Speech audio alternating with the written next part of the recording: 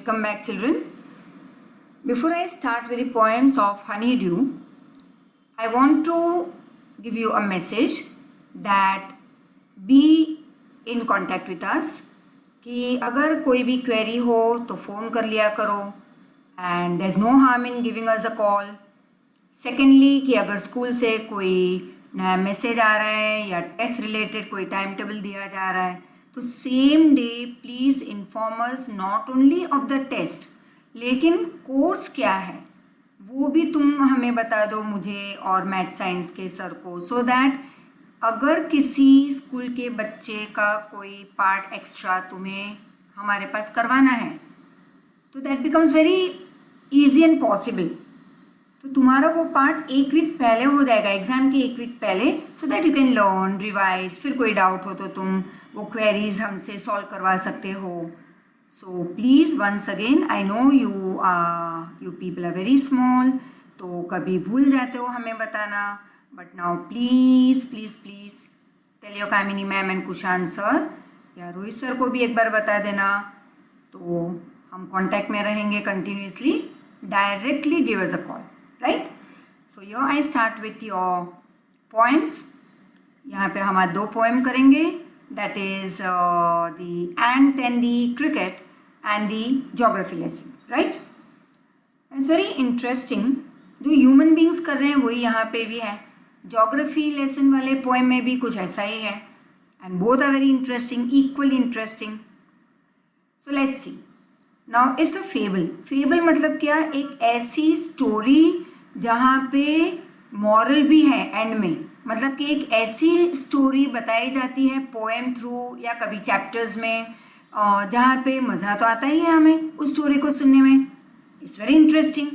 लेकिन at the same time वहाँ पे एंड में एक मॉरल है. मॉरल मतलब कोई सीख है, तुम सीखते हो उससे. मैंने पहले भी बताया था जब मैंने इट्स सो हैपन का चैप्टर 2 किया था तो 2-3 बच्चों को वो बुक ही नहीं है. राइट. शायद एक आध महीने के बाद स्कूल वाले बोल दे कि भाई सबको इट्स सो हैपन है as it is NCERT all over Gujarat is same course. तो एक तो ये रीज़न है कि जिनको ये बुक अभी ना कहा है वो भी सुने. सेकेंडली, चलो नहीं है वो तुम्हें, फिर भी अगर सुनोगे तो स्टोरीज इतनी अच्छी है कि उससे कुछ सीख मिलती है हमें. फिर कई ऐसे नए वर्ड्स आते हैं जो तुम्हारे ऐसे राइटिंग या लेटर राइटिंग या वो सारे नए वर्ड्स तुम यूज़ कर सकते हो, तो मीनिंग पता चल जाएगा तुम्हें व्हेन आई एम टीचिंग. सो कुछ भी नया सीखा हुआ या सुना हुआ अच्छी चीज़ पढ़ाई वाली, जैसे और कोई नहीं, पढ़ाई वाली चीज़, अगर कुछ नया सीखते हो, कुछ सुनते हो, कुछ रीड करते हो अच्छी बुक्स, तो it is always a progress in your life. उससे कुछ हमारा ख़राब नहीं होगा, उससे हमेशा अच्छा ही होगा. आज नहीं तो मे बी आफ्टर ईयर और after 5 years all of a sudden you will remember, हाँ ये मैंने किया था, ये मैंने सुना था, then now it is helpful to you. So once again I will be only requesting you always कि ध्यान से सुनो, revise it, work hard. Right. Now what's a fable? जैसे मैंने कहा अभी, fable is a story often with animals as characters that gives us some moral. It conveys a moral. This poem about an ant and a cricket contains an idea of far-reaching significance. अब ये एक छोटी सी poem है.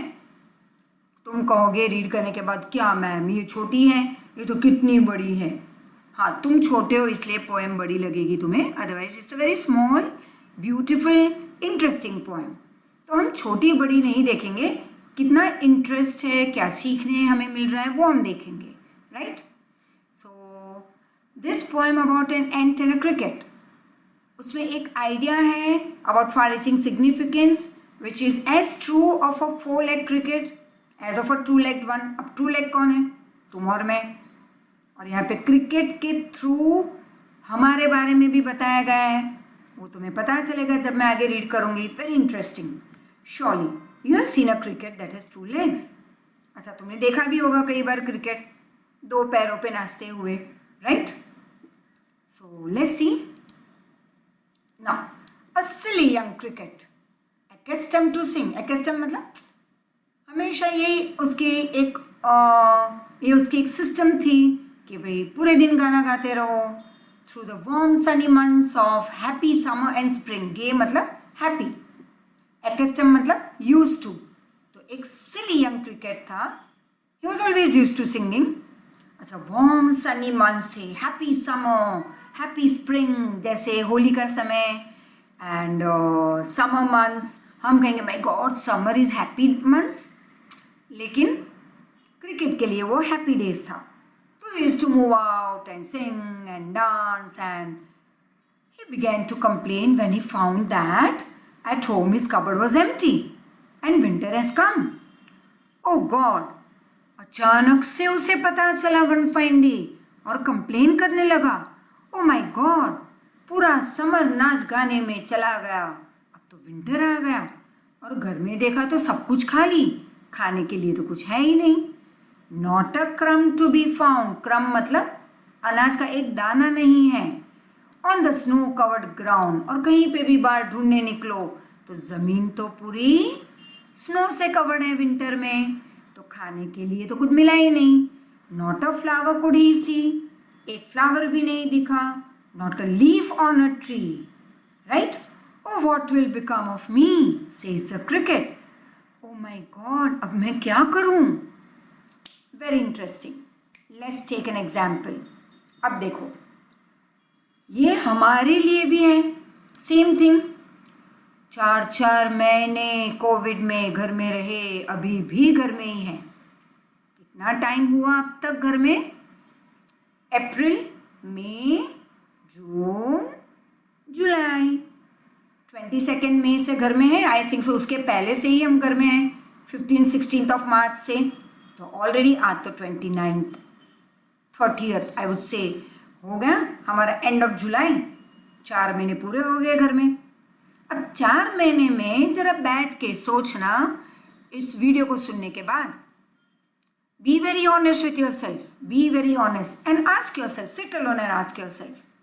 क्योंकि हम अपने आप से कभी झूठ नहीं बोलते, तो पूछ लो दैट ये 4 महीने मैंने वेकेशन मनाया या मैंने पूरा यूज़ किया. आई वुड से मैंने तो बहुत यूज़ किया. I hardly saw TV in this 4 months. I hardly saw any movies in this 4 months on TV. कभी कभी देख लेती थी रात को. I didn't waste my time in this 4 months. Yes, I did a bit of more of my exercise, my workout, जो 1-1.5 घंटे का रहता था. फिर 1 घंटा जॉगिंग, साइकिलिंग, ये सब इंक्लूडेड था. फिर भी घर में बैठे बैठे, चलो साइकिलिंग और वॉकिंग ना करो, लेकिन घर में बैठ के अदर फॉर्म्स ऑफ वर्कआउट तो हैं, तो वो हमने इंक्रीज कर लिया, राइट. चलो 5 पुशअप करते थे तो 25 कर लिए पुशअप. 10 सूर्य नमस्कार करते थे तो 15 कर लिए.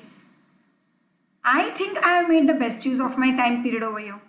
फिर और कुछ नया नया मैं सीखी, बुक्स रीड किए, बहुत कुछ गूगल सर्च करके कुछ नए मेरे इंटरेस्ट के टॉपिक के ऊपर रिसर्च किया. I kept on reading and studying and lot many things. फिर तुम्हारे लिए इतने सारे वीडियोज़ बनाए प्यारे प्यारे बच्चों के लिए.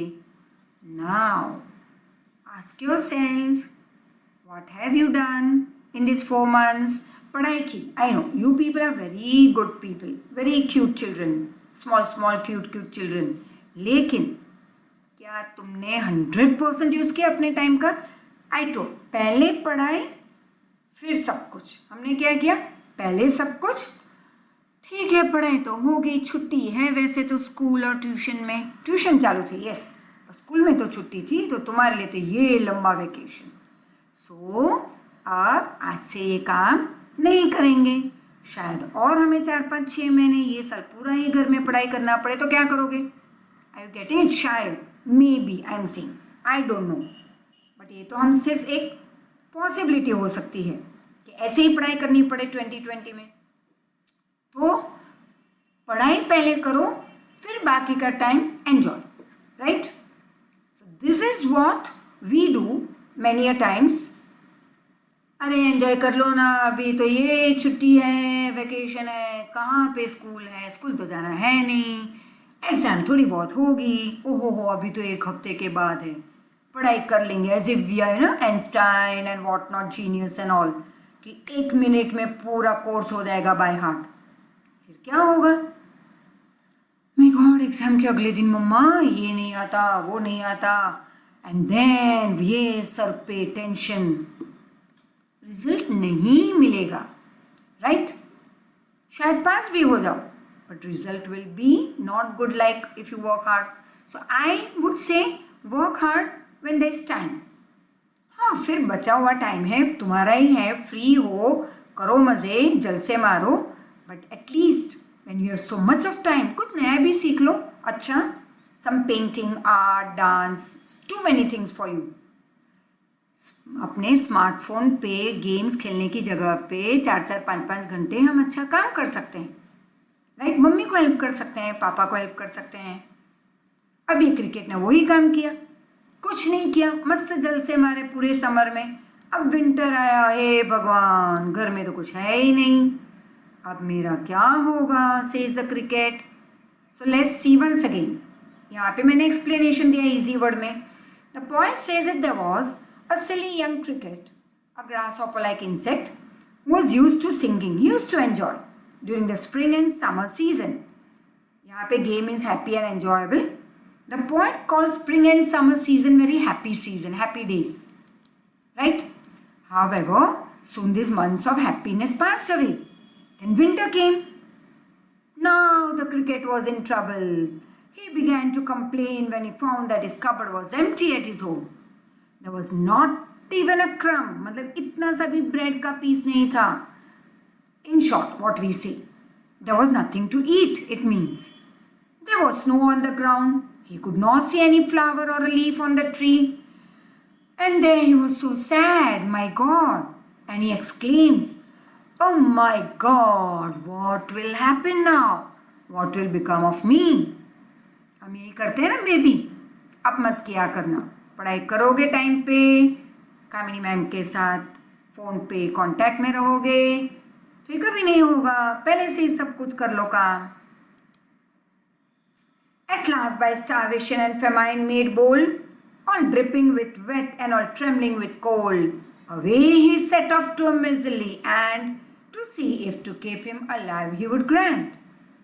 अब देखो कहाँ गया, एंड के पास, क्योंकि एंड तो चतुर है, वाइज एंड, उसने अपना खाना पहले से समर में भर के रखा था, तो ये बेचारा भीख मांगने चला गया। उसने कहा please please grant me shelter from rain and a mouthful of grain. He wished only to borrow, he would repay tomorrow. उसने कहा थोड़ा सा शेल्टर दे दो, ठीक है, छत दे दो मुझे रहने के लिए, प्रोटेक्शन के लिए, इतना सा खाना दे दो मुट्ठी भर, और कल मैं तुम्हें सब कुछ वापस कर दूंगा।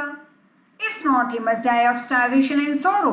और अगर एंड तुम मुझे मदद नहीं करोगी तो मैं तो मर जाऊंगा दुख में और भूख में, right? The cricket had not eaten anything, he was starving with hunger. तुम कहते हो ना बहुत भूख लगती, तो ओ मम्मी पेट पकड़ के बहुत भूख लगी, लेकिन मम्मी क्या कहेगी, रुक जा थोड़ी देर, कुछ नहीं होगा, अभी देती हूँ।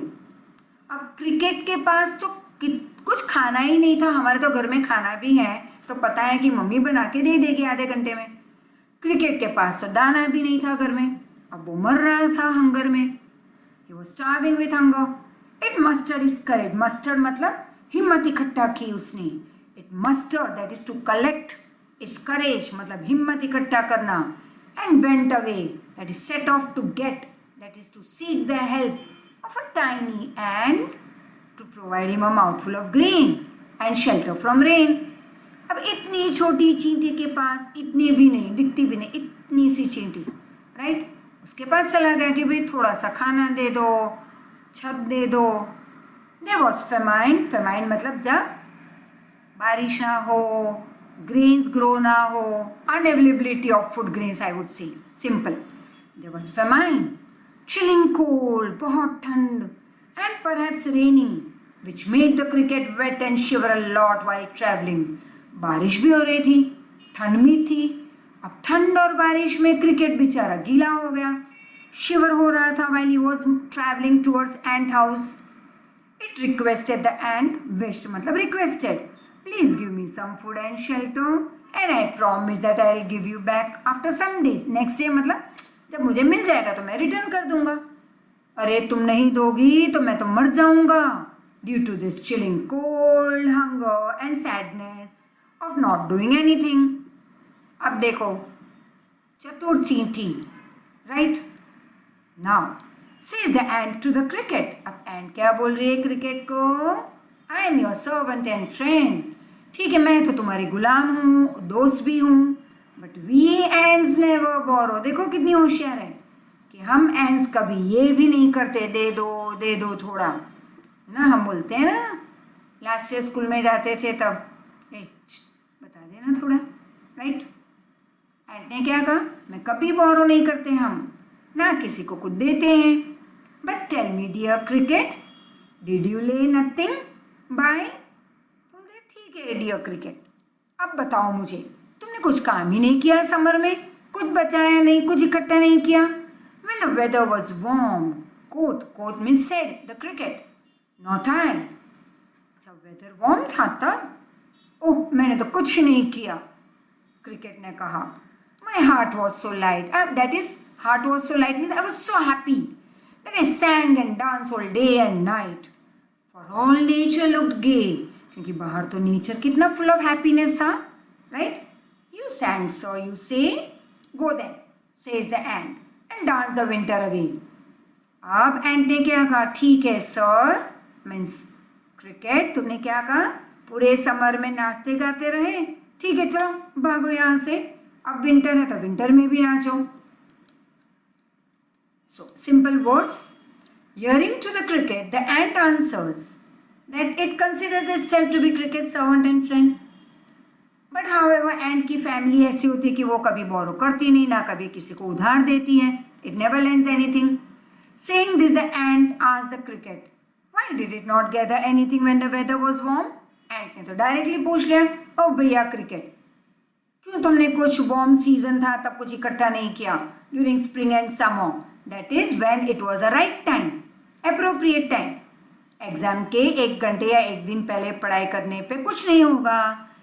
राइट टाइम पे पढ़ाई कर लो, जैसे आज इतना मैंने करवाया, उसके रिलेटेड क्वेश्चन आंसर लर्न कर लो, बिना देखे एक बार नोटबुक में लिख लो, दैट्स योर होमवर्क, राइट?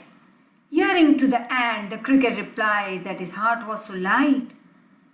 अब क्रिकेट ने तो जवाब दिया एंट की बात सुनने पे, मेरा हार्ट तो इतना नाचने को मन कर रहा था, I was feeling so light hearted, that is I was so happy that I didn't care about tomorrow, that is future. The cricket further says that it kept on singing day and night, that is whole day. Nature इतना अच्छा था, बाहर की जो आबो हवा थी क्या मस्त थी, तो मैंने सोचा चलो मज़े कर लूँ, right? Everything in my surrounding, in the nature looked happy and joyful. He thought that the beauty of spring and summer, as well as abundance of food and shelter, will always remain there. उसे लगा कि ओह, बाहर जो खाना दिख रहा है वो तो हमेशा मिलता रहेगा, तो मैंने तो कभी फ्यूचर का सोचा ही नहीं. I never cared for the future. Thus ending, he hastily lifted the wicket and out of the door turned the poor little cricket. Folks call this a fable, that is a story with a moral. I will warrant it true. Some crickets have 4 legs and some have 2. तो एंट ने दरवाज़ा बंद कर दिया, cricket को बाहर डाल दिया. कई लोग कहते हैं कि ये तो सिंपल सी स्टोरी है विद अ मॉरल, कुछ इससे सीख मिलती है, लेकिन पोएट क्या कहते हैं कि मैं कहता हूँ कि कई क्रिकेट 4 लेग्स वाले होते हैं, कई 2 लेग वाले, और ये कोई ऐसी वैसी पोएम नहीं है, ये तो रियलिटी बता रही है हमारी लाइफ की. Let's see in simple words. Listening to the cricket, the ant tells him that he was singing and enjoying during spring and summer. No go and do the same in winter. चलो भागो यहाँ से, जो काम summer में किया winter में भी करो, मैं तुम्हें नहीं मदद करूंगी. Saying this, the ant hastily lifted the wicket, that is quickly ended the conversation, pushed the cricket out of the door. In the last 2 lines, the poet says that dear people, that is folks, call the story of ant and cricket a fable. मतलब ये real story नहीं है, it's just a story with a moral. However, poet think that the story is a real story, right? But there are many, because there are many crickets with 4 legs and 2 also. That is, there are insects like cricket who don't care about the future, and there are human being also with 2 legs who don't care about the future. फिर repent होना पड़ता है, पछताना पड़ता है when the time is gone कि oh God, mummy और ma'am, देखो मौ राशि वाले 2 लोग तुम्हारी लाइफ के, मैम एंड मॉम. ओके, पहले मॉम एंड मैम. अब ये 2 लोग बेचारे हमें कितना समझाते रहे, टाइम पे पढ़ाई कर लो, क्यों मैंने नहीं सुना. तो चलो आज से तो सुन लो अभी, and do lots of hard work and then play whole day long. ठीक है, और लिख लिख के करो. Learn and write without looking, learn and write without looking. तो till the end of the year सब कुछ याद रहेगा. ठीक है, देन तो ये तुम अभी रीड कर लेना. वही मैंने बहुत ही सेम वे, सिंपल वे में दिया हुआ है. Now your poem 2, geography lesson. ये भी related to you and me, very interesting, right? Can you imagine what your city would look like if you saw it from 10,000 feet above the ground? अब तुम कहाँ जाओगे 10,000 feet above the ground? Naturally, the plane में होगी, right? Neatly planned and perfect in proportion like a geometric design. अब देखो, many times when I used to travel by plane, जैसे Diwali vacation में कहीं पे चली गई या मई वेकेशन में कहीं घूमने चली गई, फिर जब प्लेन से जाते हैं तो ठीक है, जैसे ही प्लेन ऊपर की ओर जा रहा है, राइट, इट स्टार्ट्स फ्लाइंग, तो विंडो के बारे usually I request them to give me a window seat which I love a lot. फिर बाहर मैं देखती रहती हूँ, तो जैसे ही धीरे धीरे प्लेन का ऊपर फ्लाई होना, तो विंडो से नीचे देखो तो what do you see? Beautiful city. जैसे मैच बॉक्स रखे हुए हैं, सब कुछ अपनी जगह पे, रोड्स दिख रहे हैं नीट एंड टाइडी इतने हाइट से. फिर कहीं पे हमें ट्रीज, बहुत सारे घना जंगल जैसा ग्रीनरी, कहीं पे पानी का एरिया, दैट्स द रिवर और मे बी अ लेक. फिर कहीं पे बहुत सारे बिल्डिंग्स, लेकिन इतने प्रॉपर वे सेट हुआ है, बहुत ब्यूटीफुल दिखाई दे रहा है. या कभी हमारा प्लेन लैंड हो रहा है तब भी हम देखते हैं तो इतना beautiful, same way, neatly plan like a geometric design. It will strike you as something very different from what it actually is while you are in the thick of it. In the thick of it मतलब ये, when you are in the thick of it मतलब when you are on the land, when you are in the city with the other people in your surrounding. तो हम क्या देखते हैं? My God, traffic jam, उबड़ खाबड़, कहीं पे रास्ते, कहीं पे बारिश का पानी भरा हुआ है, बारिश नहीं है तो कहीं पे बहुत सारी बिल्डिंग्स, कहीं पे झोपड़पट्टी, you find something very different. लेकिन प्लेन में ऊपर से जब देखते हैं तो विंडो से नीट एकदम. Here is a poet description of just such a view of the city and some question that come to his mind. Let's see. When the jet sprang into the sky, मतलब जब plane ऊपर की ओर गया, it was clear why the city had developed the way it had. Seeing a scale 6 inches to the mile, there seemed an inevitability, compulsion about what on ground had looked haphazard. Haphazard मतलब actually haphazard मतलब careless. यहाँ पे तुम कहोगे haphazard मतलब city ground पे कैसी दिखती है जब हम भी ग्राउंड पे होते हैं. haphazard carelessly, यहाँ कुछ पड़ा है, वहाँ पर कुछ है, यहाँ पे बिल्डिंग बड़ा आ गया, यहाँ पे झोपड़पट्टी. बट जब प्लेन से देखो तो परफेक्ट, और नीचे देखो तो, नीचे आके देखो तो unplanned and without any proper style and all. When the jet sprang into the sky, simple words में, the poet says, when the jet sprang, मतलब जैसे स्प्रिंग की तरह जब ऊपर गया हमारा plane, when it lifted into the sky, it was very clear. The poet understood why the city had developed the way it had, was everything looked so small that a mile seemed to be just like 6 inches. अब miles और miles का रास्ता plane में से कैसे दिख रहा है? इतना सा, मतलब हर एक चीज हमें क्या दिख रही है? 20 स्टोरीड बिल्डिंग, 14 स्टोरीड बिल्डिंग, इतना सा बॉक्स जैसा दिख रहा है, राइट, फ्रॉम अबव.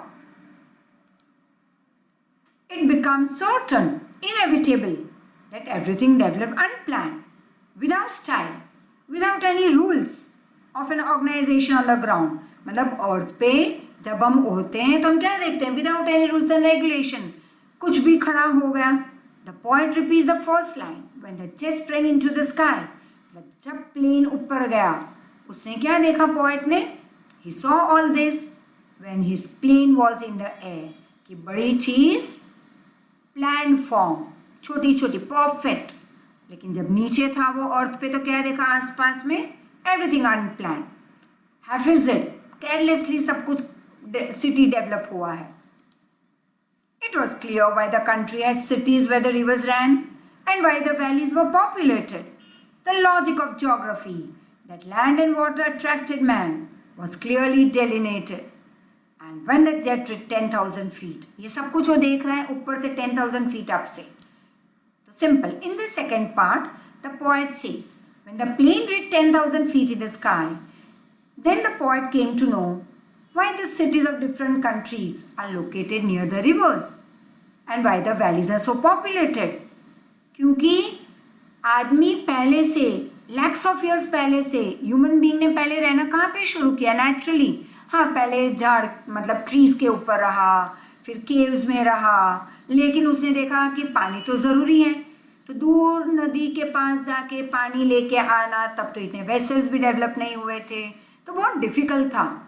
फिर उसने सोचा कि चलो भाई, जैसे जैसे दिमाग डेवलप होता गया, ह्यूमन बीइंग को पता चला, आइडियाज़ आने लगी कि नदी किनारे ही रहते, ज़मीन भी है, नदी का किनारा भी है, एग्रीकल्चर भी हो जाएगा, पानी आसानी से मिल जाएगा, लाइफ इजी हो जाएगी. तो लोगों ने फिर शुरू किया रहना नदी के पास. Next the poet provides the logic of geography which is clear depicted. मतलब बताया गया है हमें क्लियरली कि रीज़न क्या है, ह्यूमन बीइंग क्यों अनऑर्गेनाइज वे रह रहे हैं. क्योंकि according to the poet, land and water are the life line. मतलब ज़मीन और पानी के बिना ह्यूमन बीइंग रह नहीं पाएगा. और इसी वजह से and the reason for our survival attracted the early human. अभी मैंने बताया ना, अर्ली ह्यूमन बीइंग ट्री पे रहते थे, फिर केव्स में, फिर कहाँ आ गए? ज़मीन पे रहने लगे, नदी किनारे. The land here refers to the green land on which he started his agriculture. फिर उसने घर भी बनाया, he made the shelter. And like the previous stanza, he repeats the same line when the jet reached 10,000 feet to tell that he now came to know about all this only when the plane was 10,000 feet up in the sky and he could see land and water. When the jet rose 6 miles high, it was clear the earth was round and that it had more sea than land. और ऊपर से क्या पता चला कि पानी ज़्यादा है ज़मीन से अर्थ पे. But it was difficult to understand that the man on the earth found reasons to hate each other, to build walls across cities and to kill each other. From that height, it was not clear why.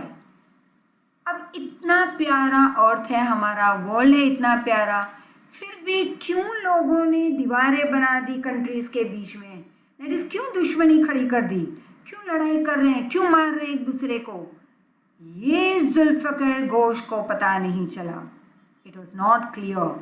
So in the third part, the poet says that when the airplane was at the height of around 6 miles, it became very clear that the earth is round and it has more water than land. According to him, he could not understand why people hate each other on earth, why people build borders across cities, that is between the countries, and kill each other at such a height. The poet sees a single earth and wonders why people are divided. क्यों एक साथ पूरा world एक family की तरह नहीं रहता? जैसे संस्कृत का एक है ऐसे वसुधैव कुटुंबकम, मतलब the whole world is a family. But no, people don't like it. It's just there in the books but we don't follow it. और यही बात ना हमें समझ में आती है, ना बेचारे पोएट को समझ में आई. So we stop over here and I will complete the other poems also in your next lecture.